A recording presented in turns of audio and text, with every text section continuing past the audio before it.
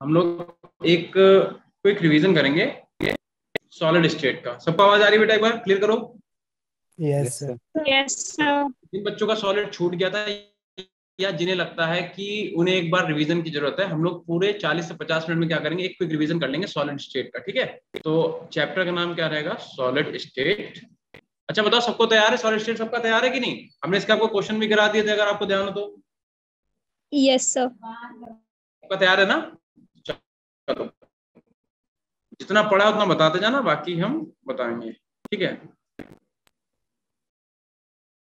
आज हम लोग सॉलिड स्टेट का रिवीजन करेंगे। ठीक है, देखो अब सॉलिड क्या होते हैं क्या नहीं होते हैं, थ्योरेटिकल पार्ट जो है वो नहीं रिवाइज कराएंगे क्योंकि उसमें टाइम जाएगा बहुत, है ना, वो हम आपको पढ़ा भी चुके हैं। जहां से मेन आपका स्टार्ट होता है वहां से हम लोग स्टार्ट करेंगे। कहां से स्टार्ट होता है मेन? आपको ध्यान करो, crystal lattice and unit cell. सबको याद है? Crystal lattice, crystal lattice and unit cell, crystal lattice and unit cell. अच्छा एक बात बताओ जल्दी जल्दी मुझे, कितने टाइप के सॉलिड्स होते हैं बेटा? स्टार्टिंग से बिल्कुल रिवाइज करो। कितने टाइप के सॉलिड होते हैं? अरे 2 टाइप्स के। कौन कौन से बेटा? Crystalline and amorphous solid. एक होते हैं क्रिस्टलाइन, एक होते हैं अमॉर्फस सॉलिड। कोई बताएगा मुझे crystalline solid and amorphous solid में क्या डिफरेंस था? अगर मैं एक तरफ लिखते हैं क्रिस्टलाइन, एक तरफ लिखते हैं अमॉर्फस, तो बताओ क्रिस्टलाइन सॉलिड कैसे होते हैं? Sir crystalline solid true solid, देखो amorphous solid super cool arrangement is regular. हाँ देखो, एक एक करके पॉइंट बता दो। अगर पहले पॉइंट की बात करें तो क्रिस्टलाइन सॉलिड होते थे, वो कैसे होते थे बताना जरा। क्रिस्टलाइन सॉलिड का शेप जो होता था कैसा होता था? फिक्स्ड होता था। अमॉर्फस का इरेगुलर शेप होता था। दूसरी बात, क्रिस्टलाइन सॉलिड क्या करते थे? रेगुलर पैटर्न को फॉलो करते थे, है ना, लॉन्ग रेंज तक। जबकि आपके जो अमॉर्फस सॉलिड थे वो एक पैटर्न को बहुत ही शॉर्ट रेंज तक फॉलो करते थे। ये बात सबको पता है? देन उसके बाद यस सर। सॉलिड का जो मेल्टिंग पॉइंट होता था कैसा होता था? शार्प मेल्टिंग पॉइंट होता था। जबकि अमॉर्फस का शार्प मेल्टिंग पॉइंट नहीं होता था। कैसा होता था? Melt over long range temperature. याद है? Yes sir. यस क्या सर। मतलब होता था, कोई बताएगा मुझे? कि किसी एक स्पेसिफिक टेम्परेचर पर मेल्ट नहीं करते। नहीं करते, ठीक है, किसी एक स्पेसिफिक टेम्परेचर पर मेल्ट नहीं करते। मतलब आप ये नहीं बोल सकते हो कि इसका 300 डिग्री सेल्सियस है तो इस पे पूरा ये मेल्ट हो जाएगा, या 400 है, 800 है। ठीक है, उसके बाद आपको पता है कि अगर आप क्रिस्टलाइन सॉलिड को कट करोगे, अगर आप क्रिस्टलाइन सॉलिड को ऐसे कट करोगे तो आपको क्या देंगे? शार्प एजेस देंगे। मतलब आपको इस टाइप का कंपाउंड देखने को मिलेगा, ऐसा बिल्कुल। ठीक है, जबकि जो आपके अमॉर्फस सॉलिड है वो इरेगुलर शेप के होते हैं, राइट? ठीक है, फिर हम लोगों ने ये सब पढ़ने के बाद हम लोग पढ़ा क्रिस्टलाइन सॉलिड कितने टाइप के होते हैं। बेटा बताओ, क्रिस्टलाइन सॉलिड कितने टाइप के होते थे? 4 टाइप के। कौन कौन से? एक एक करके बताओ जल्दी से। पहला कौन सा होता था? मॉलिक्यूलर। Molecular solid. देन उसके बाद आयनिक। आयनिक सॉलिड। देन उसके बाद मेटालिक। मेटेलिक के बाद मेटेलिक के बाद कोवैलेंट सॉलिड। तो हम लोगों को पता है कि क्रिस्टलाइन सॉलिड जो है बेटा वो 4 टाइप के होते हैं। और देखो आप क्योंकि रिवीजन कर रहे हो तो माइक खोल के रखो, जिस जैसे हम बोलते जाए वैसे आप बताते जाओ। ठीक है, तो हमें पता है कि क्रिस्टलाइन सॉलिड जो है 4 टाइप के होते थे। एक मॉलिक्यूलर, दूसरा आयनिक, तीसरा मेटालिक और चौथा कौन सा? Covalent solid. कोवैलेंट सॉलिड के ही अंदर एक स्पेशल टाइप का अरेंजमेंट आता है जिसे हम लोग नेटवर्क सॉलिड बोलते हैं। डायमंड किसका एग्जांपल है? कैसा कोवैलेंट सॉलिड है डायमंड? नेटवर्क। Network solid. ध्यान है, मैंने आपको क्वेश्चन में भी करवाया था।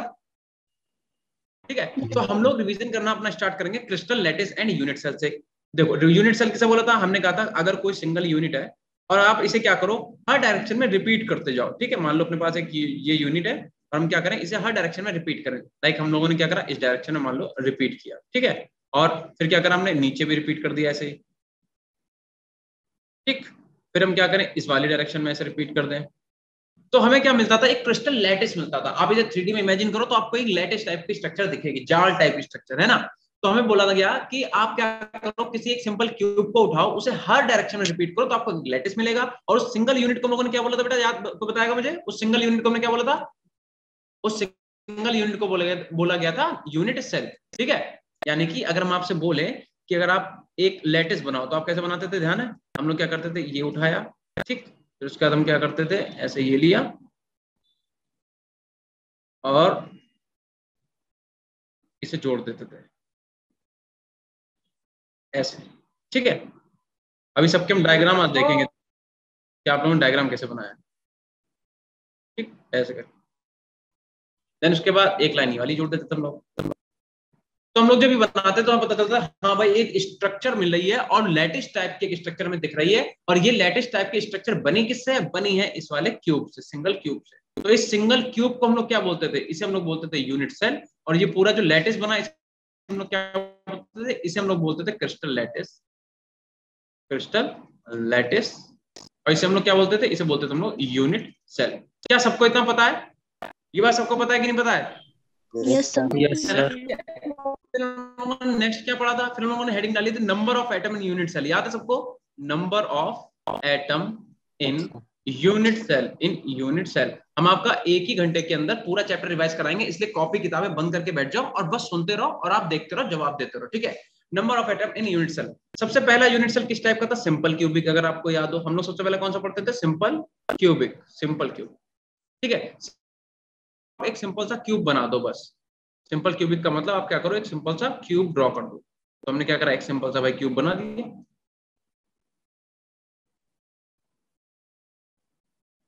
ठीक है? एक सिंपल सा हमने क्यूब बना दिया। दूसरी बात, इसके कॉर्नर पे आप क्या करो, एटम रख दो। मान लो एक एटम हमने यहाँ पे रखा, एक एटम हमने यहाँ रखा, एक एटम यहाँ रखा, एक एटम यहाँ रखा, ये हो गया, ये हो गया और ये हो गया। जल्दी से बताओ बेटा, एक क्यूब के अंदर कॉर्नर कितने होते हैं? एक सिंपल क्यूब के अंदर कॉर्नर कितने होते हैं? कॉर्नर होते हैं 8। कोई बताएगा फेसेस कितने होते हैं क्यूब के अंदर? 6। और कोई बताएगा एजेस कितनी होती हैं? 12. 12। एज बता दो कहाँ पे? इन्हीं को तो एज बोलते हैं। 1 2 3 4, देन उसका 5 6 7 8, देन 9 10 11 एंड 12, ठीक है? तो इतनी बात हमें पता है कि हाँ भाई एक सिंपल क्यूब के अंदर कॉर्नर होते हैं 8, फेस होते हैं 6, एज होते हैं 12, ठीक है? तो अगर हम सिंपल क्यूब की बात करें तो हमें पता ये करना था कि एक सिंपल क्यूब के अंदर नंबर ऑफ एटम कितना होगा। हम कैसे पता लगाएंगे? कुछ नहीं करेंगे। देखो, अगर हम इस वाले एटम की बात कर लें, ये वाला एटम सबको दिख रहा है। अगर हम इस वाले एटम को देखें और हम देखें कि अगर मान लो एक हम यहाँ पे इसे ऐसे बढ़ा दें, ठीक है? मान लो एक हम क्या करते हैं, क्यूब यहाँ पे और ड्रॉ करते हैं, ठीक है? फॉर एग्जांपल एक क्यूब हमने यहाँ पे और ड्रॉ कर दिया। तो अब बताओ ये आइटम कितने क्यूब को टच कर रहा है बेटा? बताओ भाई, अभी तो 2 को ही कर रहा है, ठीक है? और अगर मान लो हम इनके इन क्यूब्स के पीछे जो है 2 क्यूब्स और रख दें ऐसे, लाइक, है ना? इन क्यूब्स के पीछे 2 क्यूब हम क्या करें और ऐसे रख दें, ठीक है? इन्हें जोड़ दो ऐसे करके। तो अब ये आइटम कितने क्यूब को बेटा टच कर रहा है? ये वाला आइटम 4 को, ठीक है? खूब ध्यान से देखना। अगर आपको सिंपल क्यूब वाला समझ में आया तो आपको सारे समझ में आ जाएंगे बहुत आसानी से। देखो, देन उसके बाद हम क्या करते हैं, इसके ऊपर एटम रखना चालू करते हैं। पहले तो हम क्या करते हैं, इसे हटा देते हैं, ठीक है? तो आपको बहुत अच्छे से समझा पाएंगे। थोड़ा सा आपको ये, क्योंकि 3D चैप्टर है ना, तो आपको थोड़ा सा इमेजिन बेटा करना ही पड़ेगा, ठीक है? बस देखते जाओ, थोड़ी देर में हम लोग सब पूरा चैप्टर एक ही बार में रिवाइज कर लेंगे, ठीक है? अब मान लो हम क्या कर रहे हैं कि इस क्यूब के ऊपर एक क्यूब रख रहे हैं, ठीक है? एक क्यूब हमने ऐसे जो है इसके ऊपर रखा, ठीक है? अब बताओ ये आइटम कितने क्यूब को टच कर रहा है? 5. 5 को कर रहा है। अभी तक तो 5 को कर रहा है। देन उसके बाद हमने क्या किया, हमने एक क्यूब और ऊपर बना दिया। अब बेटा कितने को कर रहा है? 6. 6 को कर रहा है, ठीक है? हम क्या कर रहे हैं, एक क्यूब और ऊपर बना रहे हैं, एक क्यूब हमने ऊपर और बना दिया और एक क्यूब हमने क्या करा और यहाँ पे बना दिया। अब बताओ बेटा, एक एटम, ये वाला जो एटम है, कितने क्यूब को कर रहा है टच? 8 को कर रहा है। अब बताओ, अगर हम कोई भी क्यूब बनाए, क्या अगर हम इधर एक क्यूब बना दें या इधर बनाए या इसके ऊपर कोई क्यूब बनाए, तो क्या ये एटम उस क्यूब को टच करेगा? No, sir. नहीं करेगा। तो हमें एक चीज तो क्लियर हो गई कि भाई जो आपका सिंगल एटम है एक सिंपल क्यूब के अंदर, वो अगर 8 क्यूब को टच कर रहा है, इसका मतलब क्या हुआ कि एक क्यूब के अंदर उसका पार्टिसिपेशन कितना हो गया? 1/8. है ना? उस दिन हम लोगों ने थोड़ा जल्दी पढ़ा था, आज हमने आपको पूरा ड्रॉ करके दिखा दिया। इसका मतलब अगर भाई ये एक एटम 8 क्यूब को टच कर रहा है, यानी कि ये एक एटम एक क्यूब में कितना पार्टिसिपेट कर रहा है? 1/8। तो जब आप इसके लिए नंबर ऑफ एटम निकालते थे, दैट इज n, तो क्या लिखते थे? कॉर्नर कितने अपने पास? 8, और एक एटम पे बैठे हुए कॉर्नर का पार्टिसिपेशन कितना है? 1/8। इसे हम इससे कैंसिल कर देते तो n इक्वल टू कितना निकल के आ गया अपने पास? 1। ऐसे पता चल गया कि सिंपल क्यूबिक के लिए जो नंबर ऑफ एटम निकल के आता है वो कितना आता है? 1। इसका मतलब 8 कॉर्नर पे जो एटम रखे हैं वो मिला दिए जाएं, तब जाके एक एटम मिलेगा, है ना? तभी तो एक एटम पे, एक कॉर्नर पे रखे हुए एटम का पार्टिसिपेशन कितना है? 1/8 है। तो दूसरी हेडिंग हमने क्या डाली थी? दूसरी हमने पढ़ी थी फॉर बीसीसी, फॉर बीसीसी। क्या मतलब बेटा बीसीसी का मतलब क्या है? Body cell. तो अगर हमें एक क्या करें, एक हम यहाँ पे बॉक्स बनाए, जल्दी से क्यूब बना लें जैसे आप बोलते हो, ठीक है? हमने एक क्यूब बनाया यहाँ पे, और अब हम क्या कर रहे हैं, इस क्यूब के अंदर इसे कंप्लीट कर लो, ठीक है। इस क्यूब के अंदर फॉर एग्जांपल हम एक बॉल डाल देते हैं। देखो अपने टाइम पे हम लोग, मतलब मेरे यहाँ तो अभी वही वाली है, पुराने वाली टीवी, जो पुराने वाली टीवी नहीं आती ना बड़ी वाली, वो जिस बॉक्स में आती थी, बड़ा सा गत्ता होता था क्यूब टाइप का बॉक्स, उस बॉक्स के अंदर आप एक बॉल डाल दो, ठीक है। तो अगर आप कितने भी क्यूब ड्रॉ कर दो, आप यहाँ पे एक क्यूब बना लो, आप पीछे एक क्यूब बना लो, आप इधर साइड में एक क्यूब बना लो, कितने भी क्यूब ड्रॉ करो, वो बॉल सिर्फ उस बॉक्स के अंदर है, वो किसी भी दूसरे बॉक्स को टच नहीं करेगी। इसका मतलब ये जो बॉल है या जो एटम है, इसका पार्टिसिपेशन पूरा पूरा है, मतलब वन पूरा पूरा पार्टिसिपेट इसी क्यूब में कर रहा है, क्योंकि ये एटम पूरे क्यूब के ही अंदर है, ठीक है। तो ये तो बात हो गई किसकी, बीसीसी, मतलब जो बॉडी सेंटर, बॉडी के सेंटर पे जो है उसकी। दूसरी बात, जो कॉर्नर पे बेटा रखे हैं उन्हें भूल तो लेना जाओगे, कॉर्नर वाले भी तो रहेंगे, है ना। कॉर्नर पे जो 8 रखे हैं वो वैसे के वैसे ही रहेंगे। जब आप इसके लिए नंबर ऑफ एटम निकालोगे तो क्या लिखे बेटा बताओ।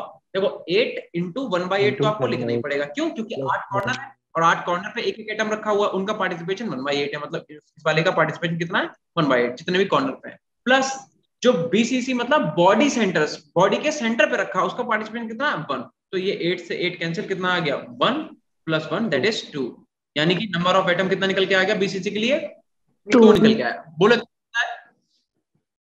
इतना तो पता ही है सबको। चलो अब आ जाओ एफसीसी के लिए, फॉर एफसीसी तो लिखो, फॉर लिखना नहीं है आपको, बस देखते जाओ। फॉर एफसीसी बताओ भाई, एफसीसी का मतलब क्या होता है, पहले तो ये बता दो। Face centre cubic. Centre cubic.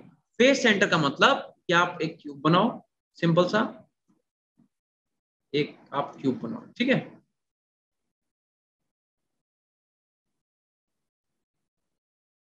और इस क्यूब के जो फेसेस हैं, फेसेस सबको पता ही है ना, फेस तो सबको पता ही है। लाइक मान लो लाइक ये वॉलेट है, लाइक तो एक फेस ये हो गया, दूसरा फेस ये वाला हो गया, तीसरा ये वाला फेस हो गया, चौथा ये वाला हो गया, पांचवा ये फेस हो गया, छठा ये फेस हो गया। पता ही है आपको कि फेसेस कितने होते हैं, 6 होते हैं। तो आपको सबको फेस क्लियर दिख रहा है ना। तो अगर हम एक ये जो साइड वाला फेस है, इस फेस पे अब एक एटम रख देते हैं, ठीक है। एक एटम हम इस वाले फेस पे रख देते हैं, और एक एटम रख देते हैं यहाँ वाले फेस पे, एक एटम यहाँ वाले फेस पे। अब बताओ कितने फेसेस अभी बचे हैं बेटा। एक सामने वाला आपकी स्क्रीन पे जो फेस है इसके यहाँ पे रख देते हैं, ठीक है, और एक पीछे वाला जो उस पे रख देते हैं। बोलो सही है। Yes sir.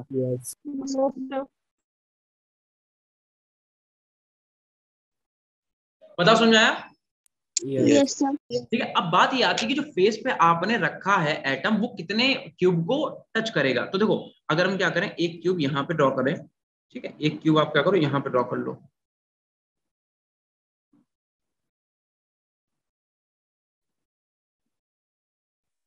ऐसे।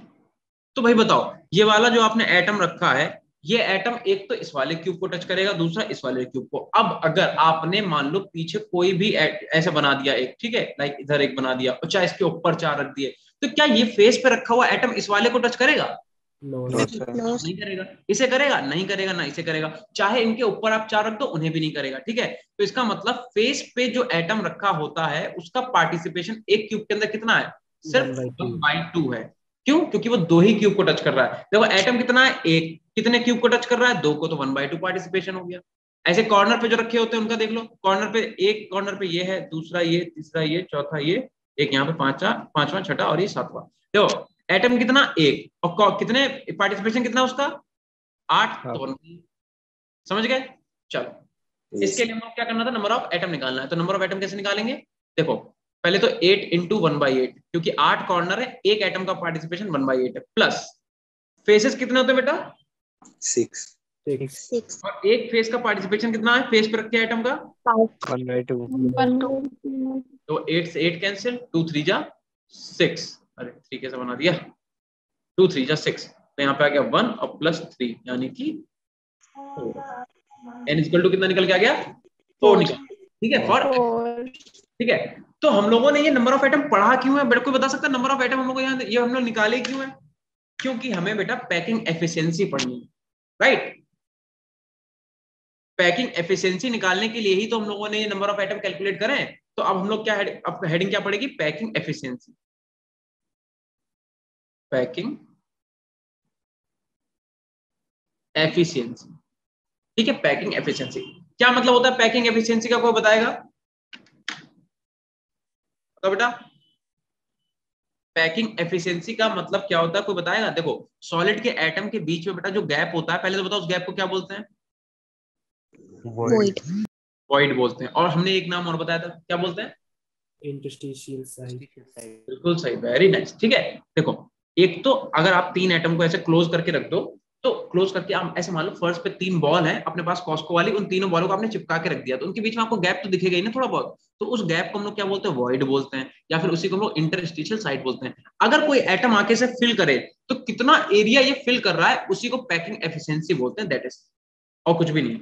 ठीक है, मतलब टोटल जो आपकी स्पेस है फिल्ड बाय एन एटम और पार्टिकल, ठीक है, उसी को हम लोग पैकिंग एफिशिएंसी बोलते हैं और कुछ नहीं।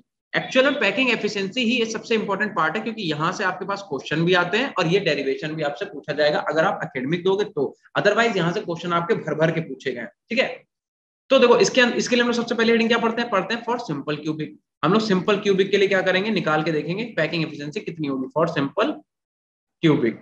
सिंपल क्यूबिक के लिए, सिंपल क्यूबिक फिर से डायग्राम बनाओगे तो क्या बना के कौन दिखाया बार-बार, है ना? सिंपल क्यूबिक का मतलब आपको पता ही है, डायग्राम पीछे हम लोग बना चुके हैं। बीसीसी का मतलब बॉडी पे, एफसीसी का मतलब कॉर्नर पे तो है प्लस फेस सेंटर पे। ये देखो पीछे जो बनाए इन्हीं की तो बात कर रहे हैं। ये एफसीसी वाला स्ट्रक्चर हो गया, ये आपका बीसीसी वाला हो गया, ये सिंपल क्यूबिक का हो गया। सुनो मेरी बात, वैसे तो आपको एकेडमिक की जरूरत पड़ेगी नहीं, बट मान लो कभी अगर आपको एकेडमिक में आप ग्रेजुएशन करते हो, वहां पे कभी अगर लिखना पड़े तो आपको, जब आप पैकिंग एफिशिएंसी के डेरिवेशन लिखोगे तो आपको डायग्राम बनाना पड़ेगा। ठीक है, चलो फिलहाल तो सिंपल क्यूबिक के लिए पैकिंग एफिशिएंसी निकाल लेंगे हम लोग। ठीक है, तो सिंपल क्यूबिक के लिए पहले तो आप सुनो कि पैकिंग एफिशिएंसी का फॉर्मूला क्या होता है। पैकिंग एफिशिएंसी फॉर्मूला बताइए जल्दी से, क्या होता है? Volume of atom upon volume of unit cell. फिर से बोलो बेटा, n into volume of atom volume of N atom upon volume of unit cell volume of unit cell. Unit cell, ठीक है, आपको पता है यूनिट सेल तो एक क्यूब होता है, और क्यूब का वॉल्यूम कितना होगा अगर इसकी साइड ए है तो? ए क्यूब। ए क्यूब, ठीक है। और एटम बेटा कैसा दिखता है? एटम आपको स्फेरिकल दिखता है कि नहीं? यस है ना, एटम Yes, स्फेरिकल sir. दिखता है, और स्फेयर का वॉल्यूम कितना होता है? 4/3 पाई आर क्यूब। क्यूब। ठीक है, बस हमें क्या करना है, इन्हीं वैल्यूज को उठा के यहाँ पे पुट करना है। जब आप पैकिंग है फिर एन एन बता दो, बताओ बेटा। फॉर फॉर हाँ, सिंपल क्यूबिक के लिए हम अगर लिख दें यहाँ पे for simple cubic, simple cubic, आपको नोट नहीं करना तो राइटिंग में मत जाना। ठीक है, एन कितना होता है 1, और अच्छा इसका रेडियस रेशियो मैंने नहीं बताया, बताओ आर कितना होता है बेटा सिंपल क्यूबिक के लिए? 3/2 ठीक है, तो जब वैल्यूज आप पुट करोगे तो क्या हो जाएगा, देखो तो अगर पैकिंग एफिशिएंसी लिखेंगे तो हो जाएगा n का मतलब 1 इंटू में 4/3, पाई की वैल्यू कितनी होती है, या पहले फॉर्मूले लिख लो, आप पहले फॉर्मूला लिख लो 4/3 पाई आर क्यूब अपॉन में ए क्यूब, क्योंकि यूनिट सेल का वॉल्यूम क्या होगा, ए क्यूब होगा। अब यहाँ पे लिखो 1 इंटू 4/3, पाई की वैल्यू 22 अपॉन में 7 इंटू आर की वैल्यू क्या लिखेंगे, a/2 का होल क्यूब, तो सीधे a क्यूब बाई 8 लिख दें। अरे बताओ लिख सकते हैं कि नहीं? यस और अपॉन में क्या चलेगा, अपॉन में ए क्यूब, इससे ये कैंसिल, 4 2 जा 8 2 11 जा, मतलब आंसर क्या आ गया 11 अपॉन में 21। इसे जब आप सॉल्व करोगे, ठीक है, तो पैकिंग एफिशिएंसी जो निकल के आएगी, पैकिंग एफिशिएंसी निकल के आएगी 0.524 के अप्रॉक्स, 5 to 4 के अप्रॉक्स आएगी निकल के एग्जैक्ट जो। ठीक है, बट आपसे ये ना पूछ के कभी कभी क्या पूछता है, पैकिंग एफिशिएंसी का परसेंटेज पूछता है, क्या करेंगे मल्टीप्लाई बाय 100, क्या आंसर आ जाएगा 4%. 52.4% जो है वो आपका आंसर आ जाएगा। सबको डेरिवेशन आता है कि नहीं आता है, जल्दी बता दो। Yes, sir. Yes, आता है डेरिवेशन, ठीक है, आ जाओ दूसरा वाला करके देखते हैं एक बार। ठीक है, दूसरा क्या था अपने पास, सिंपल हो गया। हाँ, तो दूसरा था, दूसरा कौन सा करता है, बीसीसी वाला ना? Yes, sir. और बीसीसी मतलब, बीसीसी का मतलब क्या है, बॉडी सेंटर क्यूबिक सेल। ठीक है, तो इसके लिए हम क्या करेंगे, फिर से अगर हम लिख दें पैकिंग एफिशिएंसी, फॉर्मूला तो वही रहेगा क्या, n इंटू में volume of N atom upon में volume of unit cell, volume of unit cell. जल्दी बता दो बेटा, फॉर बीसीसी के लिए जल्दी बता दो, n की वैल्यू कितनी है, अभी निकाली हम लोगों ने, कितना होता है बीसीसी के लिए n की वैल्यू 2, और बताओ r कितना होता है बीसीसी के लिए, √3/4. √3/4 ए, वेरी नाइस। ठीक है, मतलब याद है आप लोगों को। ठीक है, तो क्या करेंगे, अगर हम पैकिंग एफिशिएंसी का फॉर्मूला निकालेंगे तो n की जगह पे क्या लिखेंगे, 2 × 4/3, बार बार नहीं लिखेंगे हम। पाई की वैल्यू लिख दो 22/7 × r³ यानी कि √3/4 ए, इसका आप क्या कर दो, होल क्यूब कर दोगे। ठीक है, तो देखो अपॉन में क्या करोगे, a³ करोगे, a³ से ये a³ कैंसिल हो जाएगा, और इस पूरे को जब आप सॉल्व करोगे तो अप्रोक्सीमेटली कितना आंसर निकल के आया था, याद है किसी को? अप्रोक्सीमेटली निकल के आया था आपका 0.68 ना, 0.680 तो आया था। Yes sir. ठीक है, और जब आप पैकिंग एफिशिएंसी का परसेंटेज निकालोगे तो कितना निकल के आएगा, 68% के आसपास। यही तो कैलकुलेट किया था आप लोगों ने, यस सर। है ना? तो ये डेरिवेशन किसके लिए, बीसीसी के लिए। और एक बार एफसीसी का और देख लेते हैं। ठीक है, तो अगर हम बात करें फॉर एफसीसी, ठीक है, अगर हम एफसीसी की बात करें तो एफसीसी के लिए फिर से वही लिख लो, पैकिंग एफिशिएंसी का फॉर्मूला कितना हो जाएगा, n इंटू में volume of atom upon volume of unit cell. बिल्कुल सही, volume of N atom upon में वॉल्यूम ऑफ यूनिट्स। ठीक है, देखो बता दो जल्दी से। अगर हम बात करें बेटा कि बीसीसी सॉरी एफसीसी, तो एफसीसी के लिए बता दो बेटा n की वैल्यू कितनी होती है, 4। और r किसी को याद है बीसीसी एफसीसी के लिए, A/2√2। a/2√2। Very nice, copy खोल के तो नहीं बैठो। No sir. देखो तो पैकिंग एफिशिएंसी हम क्या करेंगे, लिखेंगे n की वैल्यू कितनी रखेंगे, 4 इंटू वॉल्यूम ऑफ यूनिट यानी कि 4 इंटू पाई का मतलब 22/7 इंटू r³ मतलब a अपॉन में 2√2 का होल क्यूब। ठीक है, अपॉन में क्या, यूनिट सेल का क्यूब, तो यही रहेगा, इससे ये कैंसिल हो जाएगा। पूरे को सॉल्व करा तो कितना आया था, किसी को याद है, किसी को याद है कितना आया था, 74%। 0.74 पर, है ना? और जब आप परसेंटेज निकालोगे तो कितना हो जाएगा, 74%। यही निकाला था ना। ठीक है, तो ये 3 डेरिवेशन है बेटा जिन्हें आपको याद करना, इनका r का d का आपको रेशियो ये याद होना चाहिए बस। ठीक है, यहीं से क्वेश्चन आपका घूम फिर के पूछता रहेगा। ठीक है, उससे पहले हम लोगों ने क्या पढ़ा, उससे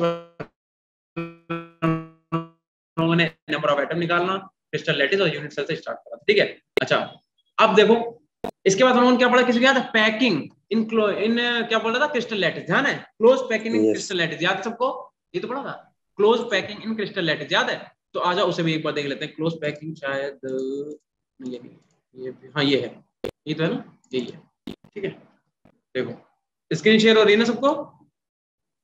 यस सर। तो ये दिख रहा है ना, ये जो डायग्राम मैंने क्लोज पैकिंग वाला लिखा हुआ है सब दिख रहा है? Yes sir. Close packing, packing का मतलब क्या होता है, जब एटम एक दूसरे से बिल्कुल अटैच्ड हो तो किस तरीके से पैक है वो, उन्हें बोलते हैं पैकिंग। सिंपल सी बात है ना, कि एटम का रेगुलर अरेंजमेंट है कि इरेगुलर अरेंजमेंट है, या फिर ए टाइप का या एबी टाइप का या एबीसी टाइप का है, तो उसी को अरेंजमेंट बोलते हैं कि एटम स्पेस में या फिर एटम जो है सॉरी लैटिस में किस तरीके से एक दूसरे के साथ होल्ड है, उन्हीं को बोलते हैं पैकिंग इन क्रिस्टल। तो अगर आपको ध्यान हो तो हम लोगों ने पहली हेडिंग क्या पढ़ी थी, क्लोज पैकिंग, हमने पढ़ी थी क्लोज पैकिंग इन 1D, याद है? Close packing in 1D, 1D मतलब 1 डायमेंशनल। ठीक है, तो अगर 1D में क्या बताया था हमने, एक तो हमने अरेंजमेंट बताया था, दूसरा हमने क्या बताया था, कोऑर्डिनेशन नंबर जो इंपॉर्टेंट था। अगर हम आपसे कहें इस वाले एटम का कोऑर्डिनेशन नंबर कितना, बता दो जल्दी से, कितना है कोऑर्डिनेशन नंबर? 2। कैसे आपने बताया, क्योंकि जो नियरेस्ट नेबर होता है उसी को हम लोग कोऑर्डिनेशन नंबर में काउंट करते हैं। देखो इस एटम को कितने एटम ने घेर रखा है उसी को कोऑर्डिनेशन नंबर बोला जाएगा। क्या बोला हमने, फिर से सुनो, ये ए एटम है, इस ए एटम को कितने एटम ने घेर रखा है, तो देखो घेरा तो इन तीनों ने भी है और इन चारों ने भी है, लेकिन हम इन तीनों और चारों को नहीं काउंट करेंगे, इसका जो नियरेस्ट नेबर है सिर्फ उसे काउंट करेंगे। तो एक एटम को कितने एटम ने नियरेस्ट नेबर ने घेर रखा उसे क्या बोलते हैं, कोऑर्डिनेशन नंबर। तो कोऑर्डिनेशन नंबर आ गया 2, अरेंजमेंट का तो मतलब ही नहीं बनता। ठीक है, उसके बाद हम लोगों ने क्या हेडिंग डाली थी, उसके बाद हमने हेडिंग डाली थी क्लोज पैकिंग इन 2D, फिर हमने हेडिंग डाली थी क्लोज पैकिंग इन 2D, मतलब 2 डायमेंशनल में क्लोज पैकिंग कैसी होती है। ठीक है, इसके अंदर हम 2 केस पढ़े थे, अगर आपको याद हो। एक हमने पढ़ा था स्क्वायर क्लोज पैकिंग, याद है सबको, स्क्वायर क्लोज पैकिंग। और मेरे बताओ इस वाले को क्या बोलते थे हम लोग, बी वाली स्ट्रक्चर को? Hexagonal close packing. इसे हम लोग बोलते थे हेक्सागोनल क्लोज पैकिंग। आज क्या बात है भाई, बॉयज बोल रहे हैं, आज कमाल कैसे हो गया ये, बॉयज तो बोलते नहीं है, क्यों? आज तुम लोग बोल कैसे रहो, ऐसा कमाल कैसे हुआ, कौन से बाबा के पास गए थे? चलो अच्छी बात है, बोला करो बेटा, एंजॉय ले लेके पढ़ोगे तो मजा भी आएगा, हमें भी पढ़ाने में मजा आएगा, है ना? क्या कह रहे हो, मेरे पास मेरे पास तो ऑब्वियस सी बात है गए थे। देखो अच्छा इधर आ जाओ, स्क्वायर क्लोज पैकिंग और hexagonal close packing. Square close packing की बात करें तो बेटा देखो दो अरेंजमेंट हमने आपको सिखाए थे। हमने कहा देखो अगर एटम के नीचे बिल्कुल एटम है, जैसे मान लो एक लेयर हमने ये बना दी और दूसरी लेयर में हम क्या कर रहे हैं, बिल्कुल एटम के नीचे एटम को रख रहे हैं, ठीक है, बिल्कुल एटम के नीचे एटम को अगर हम रख रहे हैं, जैसे ये एटम, इसी के नीचे हमने क्या करा, एटम को रख दिया, इसे हम लोग क्या बोलते हैं, इसे हम लोग ए टाइप की बोलते हैं। ए टाइप का मतलब ये लेयर ए है, ये वाली लेयर भी कैसी ए, दोनों सेम जगह से स्टार्ट हो रही है। और दूसरी हमने पैकिंग क्या बताई थी, मान लो एटम ये रखा आपने, ठीक है, और आपने क्या करा, इसके बिल्कुल नीचे तो ये होना चाहिए था, बट यहाँ पे एटम ना रख के यहाँ पे ये जो आपको जगह दिख रही है इसमें फंसाते थे हम लोग, इसमें एटम को हम क्या करते थे, फंसा देते थे। इसे क्या बोलते थे, ए, इसे क्या बोलते थे हम लोग, बी, या उल्टा कर लो कोई फर्क नहीं पड़ता, ठीक है। तो एक होती थी ए टाइप की पैकिंग, एक होती थी ए बी टाइप की पैकिंग, तो बस वही दोनों हमें देखनी है यहाँ पे ओवरऑल, है ना। तो देखो सीधी सी बात है, जो आपकी स्क्वायर क्लोज पैकिंग है उसमें अगर कोऑर्डिनेशन नंबर की आप बात करोगे तो कितना निकल के आएगा, जल्दी बता दो कितना आएगा, 4 आएगा। क्यों भाई, देखो ये एटम है, मतलब ये आपका एटम हो गया, कितने एटम ने टच कर रहे हैं इसे, 1 2 3 4, ठीक है। अगर इसकी बात करें कोऑर्डिनेशन नंबर कितना आएगा, जल्दी बताओ देख के, 6। तो यहाँ पे कोऑर्डिनेशन नंबर आ रहा था कितना, 4 लिख दिया मैं, कोऑर्डिनेशन नंबर आता है यहाँ पे निकल के 6। अच्छा एक बात और बताओ, यहाँ पे जो पैकिंग का अरेंजमेंट है वो कैसा है बेटा, देख के बताओ। ए वाली स्ट्रक्चर में ए टाइप, ए टाइप, यहाँ पे जो अरेंजमेंट है वो ए टाइप का है, जबकि यहाँ पे अरेंजमेंट कैसा है, ए बी टाइप का अरेंजमेंट है। सबको याद है ना ये? Yes sir, yes. चलो आगे आ जाओ। फिर हम लोगों ने हेडिंग डाली थी क्लोज पैकिंग इन 3D, अगर आपको याद हो, क्लोज पैकिंग इन 3D, ठीक है। 3D के अंदर भी हम लोगों ने पहली हेडिंग क्या डाली थी, सिंपल क्लोज पैकिंग, अगर आपको याद हो थोड़ा simple close packing, right. Simple close packing का मतलब नॉर्मल सी पैकिंग में देखनी कि 3D में सिंपल क्लोज पैकिंग क्या होगी, सिंपल, उसको कुछ ज्यादा स्ट्रक्चर को हिलाना डुलाना नहीं, ठीक है। तो पहली बात तो 3D का मतलब क्या है, जिसमें आपके पास लेंथ भी हो, जिसमें आपके पास ब्रेथ भी हो, जिसमें आपके पास हाइट भी हो, है ना, उसे हम लोग क्या बोलते हैं, 3D बोलते हैं, आपको सबको पता ही है। चलो भाई कोऑर्डिनेशन नंबर की बात करें तो आपको पता है सिंगल फेस का देखना होता है, सिंगल फेस होगा एक लेयर का आप देख लो, तो अगर इस वाले आइटम का आप देखो कितना हो जाएगा, 1 2 3 4 5 6, तो कोऑर्डिनेशन नंबर निकल कितना आ जाएगा, 6। लेकिन अगर अरेंजमेंट आपसे पूछें, देखो भाई एटम के बिल्कुल जस्ट नीचे एटम रखा है, दोनों लेयर आप चेक कर लो, वाली लेयर देखो, उसका वाली लेयर देखो, फिर उसके बाद वाली लेयर देखो, इसका मतलब जो अरेंजमेंट है वो कैसा, ए टाइप का ही तो अरेंजमेंट है, बताओ। Yes sir. ठीक है, तो अरेंजमेंट ए टाइप का है और कोऑर्डिनेशन नंबर कितना है, 6। देन उसके बाद आ जाओ, फिर आता था, फिर हम लोग हेडिंग क्या डाली थी इसके अंदर, ये भी क्या चल रहा है, ये भी अपना क्लोज पैकिंग ही है, क्लोज पैकिंग ही है, बट इसके अंदर हेडिंग क्या पड़ी थी बताओ,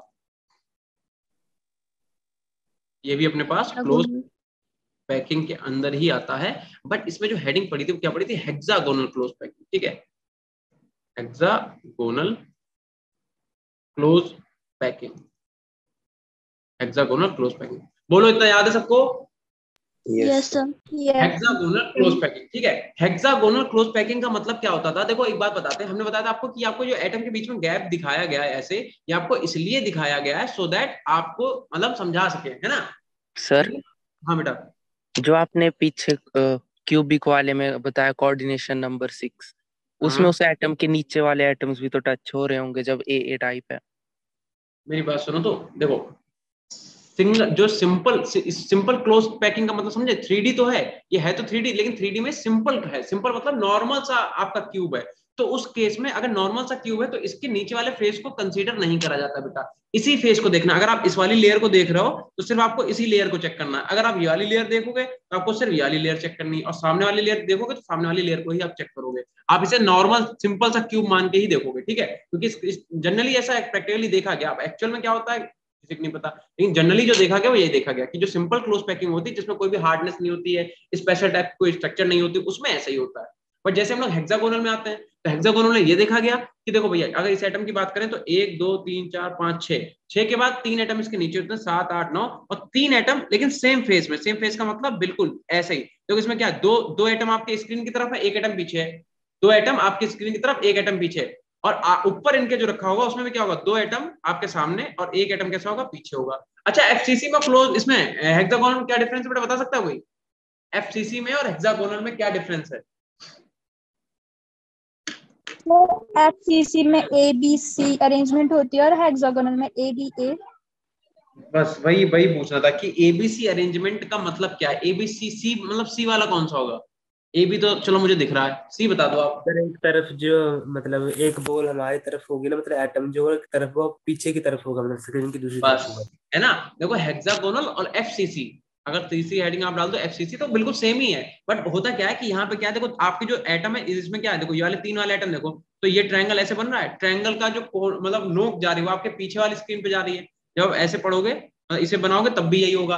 बट जब आप एफसीसी में देखोगे तो एक नोक आगे जा रही होगी, एक ट्रायंगल की नोक पीछे जा रही होगी, मतलब दो एटम स्क्रीन की तरफ होंगे, एक एटम पीछे, और दूसरे वाले ट्रायंगल में क्या होगा, एक एटम स्क्रीन की तरफ, दो एटम पीछे होंगे। ठीक है, तो बस यही डिफरेंस है। इसका कोऑर्डिनेशन नंबर निकालो, कितना आ जाएगा, coordination number is equal to आ जाएगा 12। ठीक है, और अगर हम लोग बात करें किसकी, एफसीसी की, देखो ये भी क्लोज पैकिंग के अंदर है, बट अगर ये है क्या, ये एफसीसी है आपका।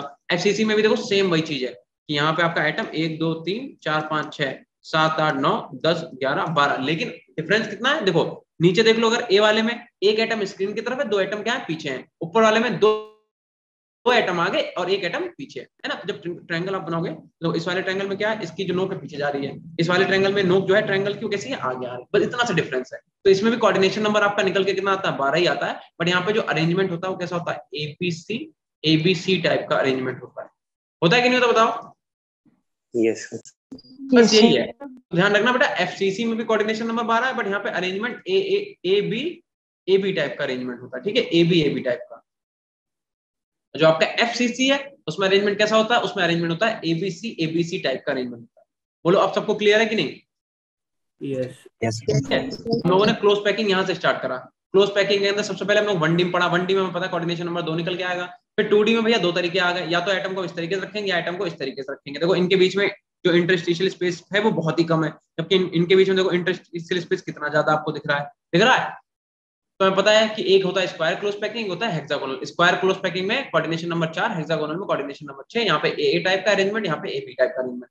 सिंपल क्यूब में अरेंजमेंट तो ए टाइप का ही रहेगा, बट कोऑर्डिनेशन नंबर 6 रहेगा। ठीक है, हेक्सागोनल की बात करें, कोऑर्डिनेशन नंबर रहेगा 12 और अरेंजमेंट कैसा रहेगा, ए बी टाइप का, मतलब ये ट्रायंगल और ऊपर वाला ट्रायंगल सेम होगा।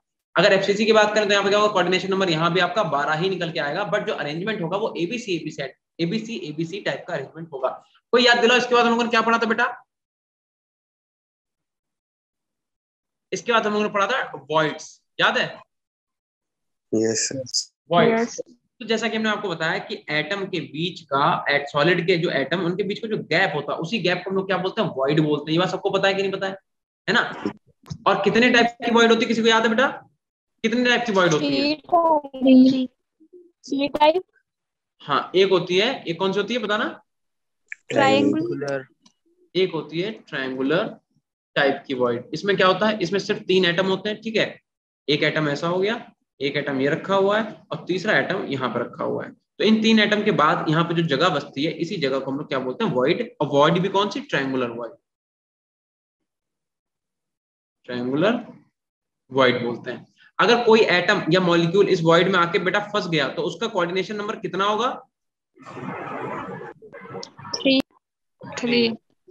ठीक है। दूसरे हम लोगों ने पढ़ी थी टेट्राहेड्रल वॉइड, दूसरे हमने क्या पढ़ी थी, टेट्राहेड्रल वॉइड पढ़ी थी। ठीक है, टेट्राहेड्रल वॉइड में क्या होता था, जैसे हमने आपको एग्जांपल दिया था, फर्श पे आप 3 बॉल रखो, एक बॉल उसके ऊपर लाके रख दो, यानी कि 3 एटम ऐसे रखे होंगे, एक देन दूसरा ये हो गया, देन तीसरा हो गया ये, और इन एटम के ऊपर चौथा एटम जो है वो ऐसे आप लाके यहाँ पे ऐसे रखो। बस 3 बॉल जमीन पे रखो, उन 3 बॉल के ऊपर लाके जो बीच में गैप होगा उस गैप में एक बॉल लाके और फंसा दो, तो उन चारों बॉल के बीच में जो स्ट्रक्चर बनेगी उसी स्ट्रक्चर को हम क्या बोलते हैं, टेट्राहेड्रल वॉइड बोलते हैं कि नहीं बोलते, बताओ। यस और बताओ, अगर इस वाली जगह में कोई एटम आके फंस गया, मान लो आपने वो बॉल रखी, मतलब 3 बॉल जमीन पे, एक बॉल 3 बॉल के ऊपर रखी, उसमें मान लो कोई मक्खी आके फंस गई, तो वो कितने, उसका कोऑर्डिनेशन नंबर कितना होगा मक्खी का, 4, राइट। देन उसके बाद हम कौन सी पढ़ी थी, उसके बाद हम पढ़ी थी ऑक्टाहेड्रल वॉइड। अगर आपको याद हो तो हमने पढ़ी थी उसके बाद ऑक्टाहेड्रल वॉइड पढ़ी थी। ठीक है, अब बता दो मुझे ऑक्टाहेड्रल वॉइड क्या होती है। अगर आपने जमीन पे मान लो 3 बॉल ऐसे रख दी, एक 3 इसके ऊपर रखी जाएंगी, लेकिन इन अपोजिट डायरेक्शन, ये याद रखना बेटा। ऑक्टाहेड्रल वॉइड में कंफ्यूज ये मत होना कि 3 बॉल और 3 बॉल के ऊपर 3 बॉल, 3 बॉल के ऊपर 3 बॉल होंगी, but in opposite direction. That mean यहाँ पे क्या होगा, एक एटम इधर होगा और 2 एटम कहाँ होंगे, ऐसे पीछे होंगे, 2 एटम ऐसे होंगे, होगा कि नहीं होगा, बताओ। ठीक है, तो इस वाली जगह को हम लोग क्या बोलते हैं, ऑक्टाहेड्रल वॉइड बोलते हैं। और अगर मान लो इस वाली जगह पे कोई भी एटम या पार्टिकल आके फंस गया तो उसका कोऑर्डिनेशन नंबर कितना हो जाएगा बेटा, 6। अब बताओ, आप इमेजिन कर पा रहे हो कि नहीं हम क्या बता रहे हैं आपको, यस यस सर। चलो ठीक। इसके बाद हम लोगों ने पढ़ा था, ध्यान करो, रेडियस रेशियो पढ़ा था बेटा। रेडियस रेशियो बहुत इंपॉर्टेंट है, क्वेश्चन आएगा जरूर, ध्यान रखना। ठीक है, हम लोगों ने पढ़ा था रेडियस रेशियो। ठीक है, रेडियस रेशियो, रेडियस रेशियो को बेटा डिनोट किससे करते हैं? आर प्लस माइनस से। ठीक है, तो बताएगा रेडियस रेशियो का फॉर्मूला क्या होता है? Radius of r cation radius upon of r anion over radius of radius of cation हम लिख सकते हैं, हम लिखेंगे रेडियस ऑफ कैटायन यानी कि आर प्लस अपॉन में हम क्या बोल सकते हैं? Radius of anion, anion that means r negative. इसी को हम लोग बोलते हैं रेडियस रेशियो। फिर हमने एक टेबल बनाई थी, याद है? यहाँ पे हमने लिखवाया था, यहाँ पे लिखवाया था आर आर मतलब रेडियस रेशियो। फिर यहाँ पे क्या लिखवाया था बताओ? Coordination number. फिर हमने यहाँ पे क्या लिखवाया था? स्ट्रक्चर लिखवाई थी। ठीक है, फिर यहाँ पे क्या लिखवाया था? एग्जाम्पल लिखवाया था। लिखवाया था यस रेडियस रेशियो हमने क्या लिखवाया था? हमने बोला था अगर मान लो 0.155 से लेके आपका रेडियस रेशियो 0.255 होगा तो कोऑर्डिनेशन नंबर कितना होगा बेटा? 3 होगा। स्ट्रक्चर कैसी होगी? अगर कोऑर्डिनेशन नंबर 3 है, देख लो पीछे भी, अगर कोऑर्डिनेशन नंबर 3 है तो स्ट्रक्चर कैसी होगी? Triangular planar. ठीक है, स्ट्रक्चर का नाम क्या हो जाएगा? Triangular planar. ठीक है, एग्जांपल बता सकता है कोई इसका? किसी का एग्जांपल याद है? बोरॉन, सही बता रहा हूँ, B2O3 trioxide B2O3 boron trioxide. ठीक है, चलो अगर रेडियस रेशियो 0.251 से लेके कहां तक? 0.414 तक है तो कोऑर्डिनेशन नंबर कितना होगा बेटा? 4 होगा। स्ट्रक्चर कैसी होगी? टेट्राहेड्रल होगी। तो हम पूरा चैप्टर आपको विद यूनिट तक रिवाइज करवा रहे हैं, तो अगर आप कायदे से करोगे तो आपका सॉलिड इतना अच्छा हो जाएगा, सॉलिड में आपको कोई नहीं पीछे कर सकता है ना। चलो, स्ट्रक्चर है टेट्राहेड्रल। एग्जांपल किसी को याद है बेटा? कौन सा है? ZnS, बिल्कुल सही। ठीक है, और अगर आपका रेडियस रेशियो 0.414 से लेके 0.732 तक हुआ, ठीक है, तो कोऑर्डिनेशन नंबर कितना हो जाएगा? 6 हो जाएगा। स्ट्रक्चर का नाम क्या हो जाएगा? स्ट्रक्चर हो जाएगी आपके पास ऑक्टाहेड्रल। ऑक्टाहेड्रल। और बता दो बेटा एग्जांपल क्या हो जाएगा? NaCl, रॉक सॉल्ट जिसे हम लोग बोलते हैं। ठीक है, और लास्ट अपने पास क्या आता है कि अगर हमारे पास रेडियस 0.732 से लेके 1 हो जाए, ठीक है, तो कोऑर्डिनेशन नंबर कितना आता है बेटा? 8 आता था। स्ट्रक्चर कैसी होती थी? BCC स्ट्रक्चर होती थी। और एग्जांपल याद है? Caesium chloride. ठीक है, CSCl सॉरी CSCl। तो ये ध्यान है, हमने टेबल आपको बनवाई थी। ठीक है, 2 मिनट के अंदर पूरी टेबल याद हो गई। क्या कर बेटा? Excuse me sir. हाँ जी बेटा। सर 251 को 225 नहीं होगा, टेट्राहेड्रल 225 टू 0.414। अच्छा, ठीक है, यहाँ पे मैंने गड़बड़ कर दिया, 251 कर दिया। 256 और क्या बता रहा हूँ? ये तो बाकी सब सही है ना? 225 नहीं होता है, 255। 225 होता है सर 225 टू 414। 225, ठीक है, यहाँ पे आप 2 कर लो, अब सही है? यस ठीक है ना? अब सारी वैल्यूज ठीक लिखी हैं, बस अब याद कर लो, अभी की अभी टेबल याद कर लो कि अगर रेडियस रेशियो आपका 0.155 से लेके 0.225 अगर हो गया, ठीक है, तो कोऑर्डिनेशन नंबर कितना? 3। स्ट्रक्चर आपके ट्रायंगुलर प्लेनर और एग्जांपल आपका B2O3 मेन आपका एग्जांपल है। फिर अगर 0.225 से लेके 0.414 हुआ तो कोऑर्डिनेशन नंबर होगा 4, स्ट्रक्चर होगी टेट्राहेड्रल और आपका एग्जांपल क्या हो जाएगा? ZnS। फिर अगर 0.414 से लेके 0.732 हुआ तो कोऑर्डिनेशन नंबर 6 और स्ट्रक्चर क्या हो जाएगी? ऑक्टाहेड्रल और एग्जांपल आपका NaCl। इसका मतलब समझ रहे हो? इसका अगर आपसे क्वेश्चन पूछे कि Cl नेगेटिव को कितने नंबर ऑफ सोडियम एटम घेरे होते हैं तो आंसर कितना आ जाएगा आपका? 6। समझे? तो आपको ये रेडियस रेशियो बेटा याद करके रखना है, जैसा मैंने लिखवाया बिल्कुल वैसा ही। ठीक है, चलो, तो इसके बाद और क्या पढ़ा था रेडियस रेशियो के बाद? फिर हम लोगों ने शायद क्या पढ़ाया था? फिर आगे इतने नहीं, इतना नहीं था बेटा, यार कैसी बात करो, चैप्टर कंप्लीट नहीं करा तुमने? सर डेंसिटी पढ़ाई थी। डेंसिटी का फॉर्मूला बता दो जल्दी से सब लोग। डेंसिटी फॉर्मूला क्या होता है? Rho is equal to Z into M by A cube into Avogadro number। बिल्कुल सही। ठीक है, लिख लेते हैं और डेंसिटी का भी देख ही लेते हैं। देखो डेंसिटी का फॉर्मूला क्या था? अगर हम लिखते हैं डेंसिटी तो डेंसिटी को पहली बात तो हम लोग रो से करते थे, ठीक है। और फॉर्मूला क्या होता था बताओ, Z इंटू m अपॉन में क्या होता था, a क्यूब इंटू Na, ठीक है। वेयर बेटा Z क्या है, Z क्या है यहाँ पे, नंबर ऑफ एटम्स। Z होता था अपने पास नंबर ऑफ एटम, ठीक है। दूसरी बात m क्या है यहाँ पे, मोलर मास।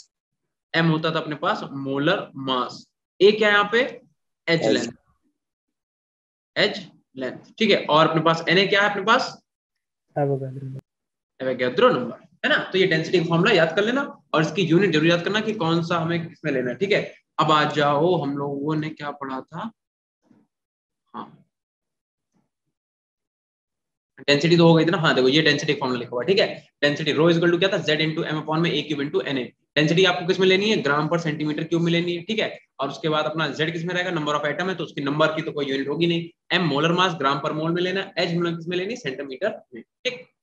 चलो उसके बाद हम लोगों ने पढ़ा था कि जो सॉलिड होते हैं उनके अंदर डिफेक्ट्स कैसे आते हैं और कौन से डिफेक्ट्स आते हैं और डिफेक्ट्स का मतलब क्या है। देखो मान लो कोई भी आपके पास सॉलिड है, कोई भी आपके पास सॉलिड है, तो उसके अंदर अगर कोई भी एटम में कुछ मिसिंग हो गया, कोई एटम या फिर कहीं पे कुछ होल हो गया या कुछ भी हुआ, तो उसमें उन्हीं चीजों में क्या बोलते हैं कि भाई इनमें डिफेक्ट्स आ गए हैं। और वो डिफेक्ट कितने टाइप के हैं वो हमें पढ़ना है, ठीक है। सबसे पहले कौन सा होता है, पॉइंट डिफेक्ट, फिर कौन सा आता है, लाइन डिफेक्ट। पॉइंट डिफेक्ट का मतलब क्या लिखा हुआ है, डिफेक्ट अराउंड पॉइंट और एटम। देखो किसी अगर सिंगल एटम में कोई डिफेक्ट आता है, ठीक है, मान लो कोई आपके पास एक एटम है, उस एटम में अगर कोई डिफेक्ट आएगा उसे हम लोग बोलेंगे पॉइंट डिफेक्ट। और लाइन डिफेक्ट का मतलब मान लो पूरी की पूरी रो, जैसे कोई ये रो है और ये पूरी की पूरी रो ही डिफेक्ट हो गई, मतलब सारे एटम जो है इसके खराब होकर उनमें कुछ ना कुछ कमी आ गई या निकल गए या कुछ भी हुआ XYZ, तो इन्हें हम लोग क्या बोलेंगे, इन्हें हम लोग बोलेंगे लाइन डिफेक्ट, ठीक है। और अगर हम बात करें किसकी पॉइंट डिफेक्ट की, तो सिंपल एक एटम को हम लोग क्या बोलेंगे, पॉइंट डिफेक्ट बोलेंगे, राइट। चलो अब अगर हम पॉइंट डिफेक्ट की बात करें तो पॉइंट डिफेक्ट तीन टाइप का होता है, एक स्टाइकोमेट्रिक, एक नॉन स्टाइकोमेट्रिक और एक इम्प्योरिटी डिफेक्ट। बेटा क्या मतलब होता है स्टाइकोमेट्री का, स्टाइकोमेट्री क्या होती है बताओ भाई, स्टाइकोमेट्री क्या होती है, कोई बता सकता है बेटा, चुप बैठ गए सबके सब, So जैसे बताइए, बताओ बेटा बताओ क्या कह रहे हो, अरे बोलो, अरे Sir, relation between ratios of reactants and products. देखो हमने आपको उस दिन एक रिएक्शन लिख के दिया, मान लो हमने कहा N2 प्लस आपका 3H2 गिव्स 2NH3। हमने आपसे बोला था बेटा ये जो नंबर्स होते हैं, ये नंबर्स इन्हीं को तो स्टाइकोमेट्रिक कोएफिशिएंट बोलते हैं। ये जो आप नंबर्स लिख रहे हो, नंबर मतलब 2 मोल अमोनिया, 3 मोल H2, 1 मोल N2, इन्हीं नंबर्स को हम स्टाइकोमेट्रिक कोएफिशिएंट बोलते हैं, समझे, इन्हीं को स्टाइकोमेट्रिक बोला जाता है, ठीक। तो देखो मान लो कोई ऐसा सॉलिड है जिसकी स्टाइकोमेट्री मतलब उसमें डिफेक्ट तो आया बट उसकी स्टाइकोमेट्री में कोई डिफेक्ट नहीं आया। लाइक जो भी मान लो, जैसे मान लो अपने पास NaCl का स्ट्रक्चर था, Na है, Cl है, फिर अपने पास Na है, फिर Cl है, फिर Cl है, फिर Na है, फिर Cl है, फिर Na। ऐसे मान लो स्ट्रक्चर एक और बना लेते हैं लाइन, ठीक है। यहाँ पे क्या आएगा, Na आएगा, फिर Cl आएगा, फिर अपने पास Na और फिर Cl। अब मान लो कोई एक्स्ट्रा एटम इनके बीच में आके बैठ गया, तो स्टाइकोमेट्री का मतलब क्या हुआ कि जितने आपके Na हैं उतने आपके Cl हैं। तो बताओ अगर ये आइटम एक्स्ट्रा आके कोई फॉरेनर आइटम आके यहाँ पे बैठ जाए तो क्या Na और Cl का अमाउंट कम हुआ, नहीं हुआ, जितने Na पहले थे। क्या कर बेटा सर बताइए बताइए बताओ भाई क्या कह रहे हो, अब बोलते नहीं हो, क्या कहना चाह रहे हो बोलो। देखो तो यहाँ पे Na कितने गिन लो, 1 2 3 4 5 6, अभी के लिए समझ लो 6 Na और 6 Cl है, ठीक है। अगर कोई एक्स्ट्रा एटम आ भी जाएगा तो NaCl तो अभी भी 6 और 6 ही है, तो उनकी स्टाइकोमेट्री बदली क्या, नहीं बदली।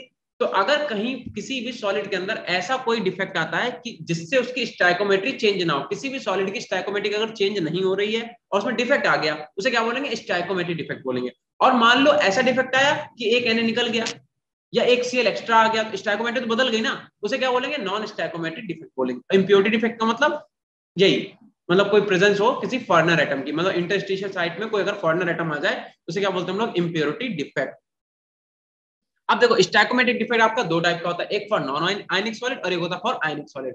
नॉन आयनिक के लिए क्या होता है, वैलेंसी डिफेक्ट और इंटरस्टिशियल डिफेक्ट। वैलेंसी डिफेक्ट का मतलब कि कोई एटम मिस हो जाए, अगर मान लो यहाँ पे नंबर ऑफ एटम 100 थे और उनमें से कोई एक एटम निकल गया बाहर, एक एटम बाहर निकल गया, ठीक है, तो 100 में से एटम कितने रह गए, 99, मतलब क्रिस्टल में तो डिफेक्ट आ गया ना।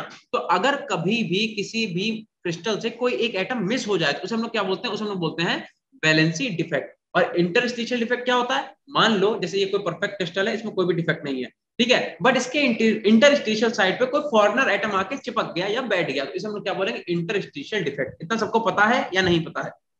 Yes sir. पता ही है ना?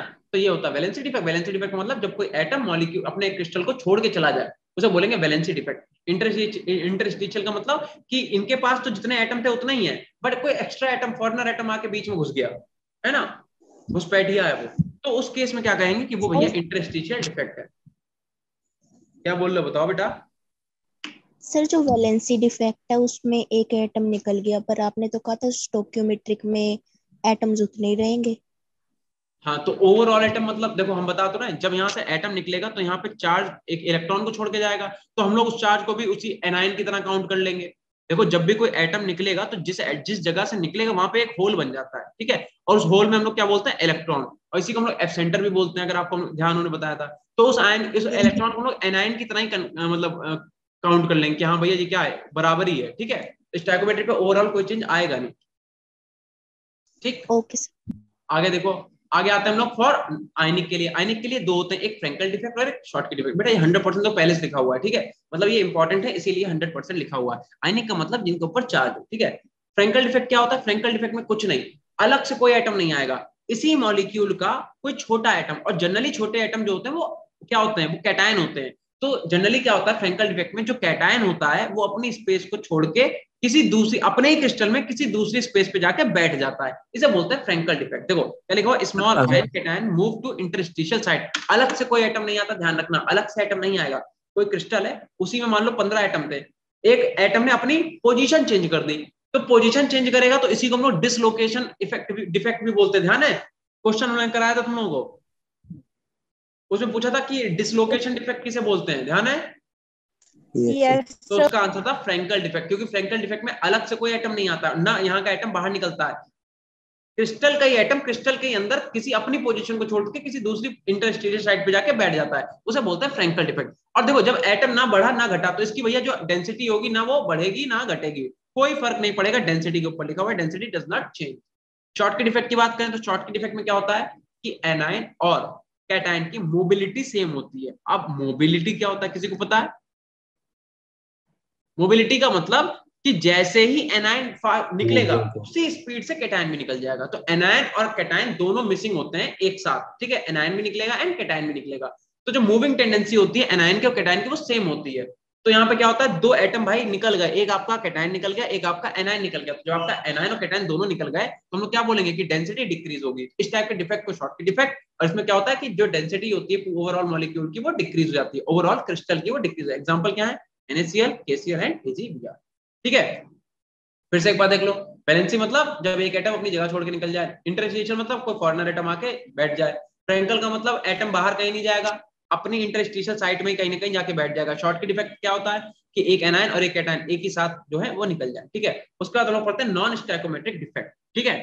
देखो नॉन स्टोइकोमेट्रिक में क्या होता है बेटा, ड्यू टू एनायन वैलेंसी। देखो या तो क्या होगा कि यहाँ से मान लो एक एनायन निकल गया, एनायन निकलेगा तो यहाँ पे इलेक्ट्रॉन छोड़ के चला जाएगा, ठीक है। दो टाइप के होते हैं देखो नॉन स्टोइकोमेट्रिक, दो टाइप के, एक आपका होता है मेटल एक्सेस और एक होता है एक मेटल डेफिशिएंट। मेटल एक्सेस का मतलब मेटल की एक्सेस हो रही है। अब मेटल की एक्सेस कैसे हो सकती है, देखो मान लो एक ये कबड्डी खेलना है, इधर 5 लोग हैं, 3 4 5, इधर कितने हैं, 5 ही थे, बट एक हट गया कैसे करके, एक यहाँ से हट गया, तो इनके कंपेयर में ये तो अपने आप ही बढ़ गए, इन्हें तुमने अलग से लाके कोई एटम दिया नहीं दिया, बट इनके कंपेयर में तो ऑलरेडी बढ़ गए ना। तो अगर आप एक एनायन एक्स्ट्रा लाके ऐड कर दो तो क्या बोला जाएगा, अगर हम क्या करें एक एनायन एक्स्ट्रा लाके ऐड कर दें या फिर एक एनायन यहाँ से निकल जाए, सॉरी उल्टा बोल रहे थे, मेटल की एक्सेस करानी ना, तो वैकेंसी होनी चाहिए किसकी, निगेटिव चार्ज की, मतलब एनायन की। मतलब आपके पूरे क्रिस्टल से एक एनायन निकल गया, मान लो आपके पास 50 कैटायन थे और आपके पास 50 एनायन थे। अब आपके पास एक अगर एनायन निकाल दिया आपने तो 49 आपके पास एनायन, कैटायन कितने हो गए 50। तो वैसे तो ओवरऑल तो कुछ नहीं हुआ इसमें बढ़ा, लेकिन हाँ देखा जाए तो इनके कंपेयर में कैटायन की संख्या ज्यादा हो गई, इसलिए इन्हें क्या बोलते हैं, इन्हें बोलते हैं due to valency of anion, ठीक है, एनायनिक वैलेंसी, मेटल एक्सेस, क्योंकि यहाँ मेटल की एक्सेस हो गई। एग्जांपल क्या है इसका, NaCl है, ठीक है। दूसरा क्या होता है ड्यू टू एक्स्ट्रा कैटायन। अब मान लो मॉलिक्यूल पूरा सेम है, उसमें एक अलग से कैटायन आके इंटरस्टिशियल साइड में बैठ गया, उसे क्या बोलते हैं ड्यू टू एक्स्ट्रा कैटायन। पहले से मान लो कैटायन कितने थे, पहले कैटायन थे 1 2 3, सॉरी तो एनायन हो गया ना, 1 2 3 4 5 6 और एक आके ये बैठ गया, तो ऑब्वियसली बात है एक कैटायन बढ़ गया, तो कैसा हो गया 7 हो गए। तो या तो एक्स्ट्रा कैटायन आके बैठ जाए या एक एनायन निकल जाए, तो मेटल की एक्सेस हो जाती है, इसी को बोलता है मेटल एक्सेस डिफेक्ट।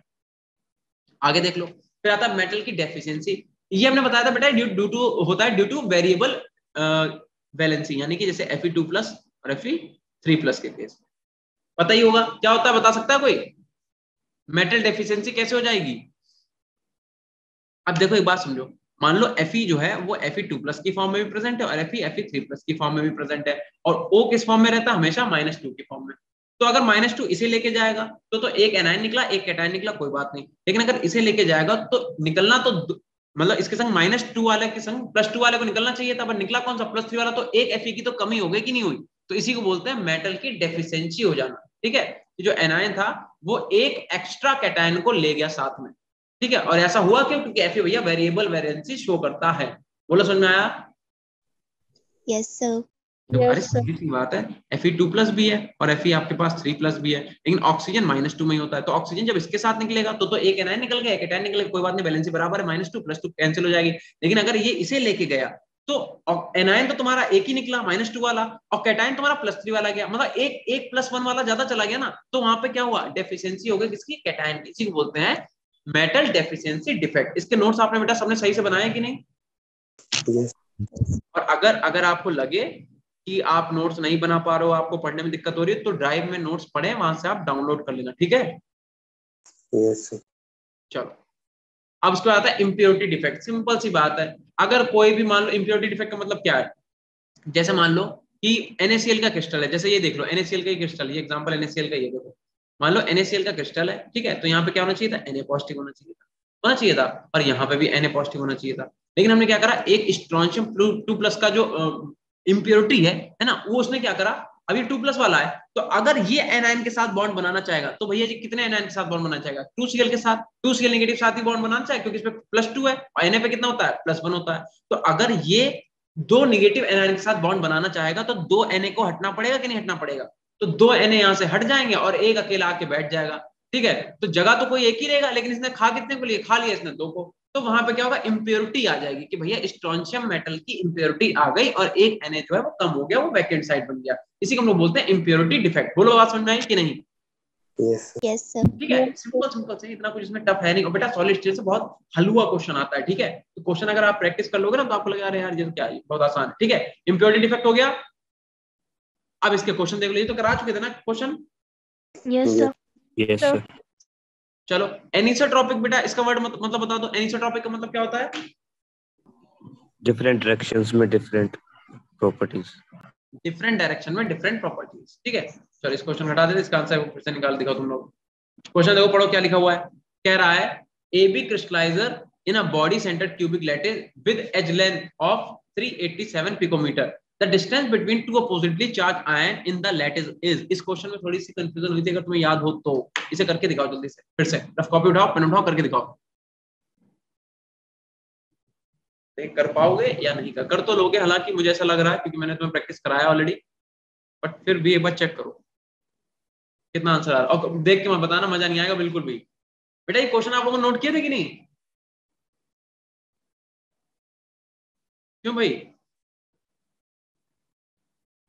अच्छा बताओ, सॉलिड स्टेट का टेस्ट रखवा दें?